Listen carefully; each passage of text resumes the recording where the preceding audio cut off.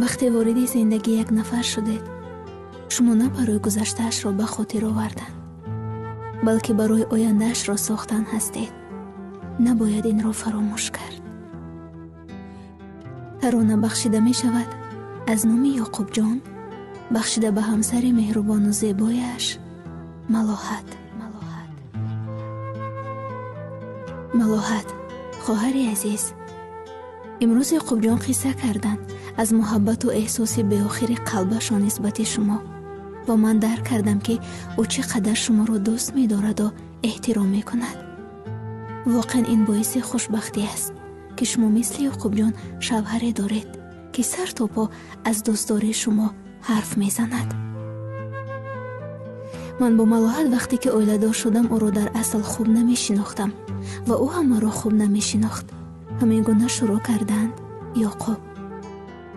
аммо ман дар идомаи зиндагӣ ӯро хеле дӯст доштам, чун хеле духтари хушахлоқу худотарсу бо эҳтиром буд. воқеан месазад чунин занро дӯст доштану эҳтиромашро ба ҷо гузоштан. малоҳат, зани зебову хушахлоқам, зани хубу хоксору худотарсам, зани орзуҳоям. воқеан намедонӣ ки чӣ қадар дӯстат медорам, ки намешавад ин муҳаббатро бо сухан гуфт. ман дар асл намедонам дигарон нисбати ман барояд чӣ гуфтаанд, вале бигзор худам ҳақиқати ҳолро барояд бигӯям. бале, дуруст аст ки ман дар гузашта бо духтарони зиёде ҳарф мезадам ки онҳо соҳиби илму дониш буданду духтарони зебову дунёдида. аммо малоҳат, медонӣ чӣ? фарқияти ту аз онҳо аз замин то ба осмон аст, чун онҳо арзиши яктори мӯи туро надоштанд ва надоранд. онҳо аз зиндагиву аз худову аз бисёр чизҳои дигаре дуру бехабар буданд. агар он гуна духтар ба ман писанд меомад, ман бо ту на, бо онҳо хонадор мешудам. агарчи ту маро намешинохтӣ, намедонистӣ, агарчи бо розигии волидонат ба ин кор розӣ шудӣ, вале ман ки дар бораат медонистам ва ба ҳамин хотир розӣ шудам то бо ту оиладор шавам. азизам, лутфан ба гузаштаи ман худатро асабиву хаставу ғамгин накун. ҳатто фикрашро накун ки шояд рӯзе туро танҳо мегузорам гуфта. мард дар зиндагӣ ҳамеша бояд мард бошад. ман як интихоб дорам, ин ҳам ту ҳастӣ. ман бо ту барои замона на, аз барои худо оиладор шудам. барои сархамият, барои меҳрубон буданат, барои худотарсиву барои ахлоқу духтари исломӣ буданат оиладор шудам. гузаштаи ман аз имрӯзам ба кулли фарқ дорад. ман дар гузашта туро надоштам ва ҳам ҷавон будам, ҷавонӣ мекардам. вале бубин, имрӯз туро дорам. дигар маро ҳоҷати доштани касе нест, зеро ҳеҷ кас баробар ба ту шуда наметавонад. қадри ту назди ман аз ҳамаи онҳо боло аст.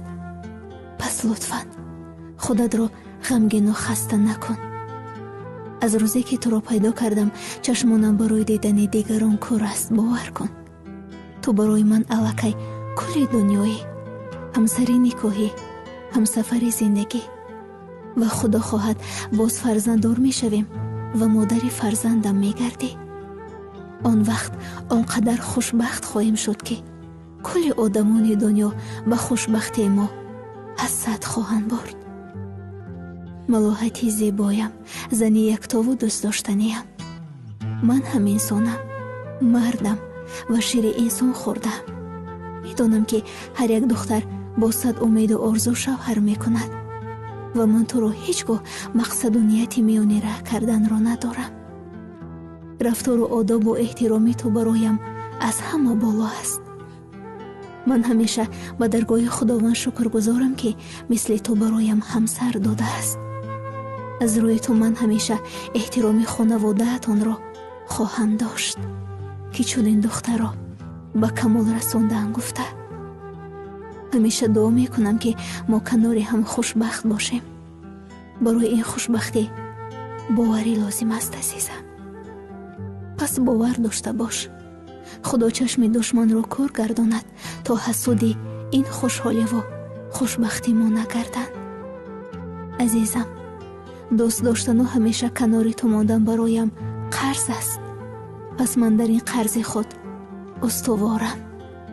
آرام باش، خیلی دوستت می‌دارم. با احترام، شوهرت یعقوب جان.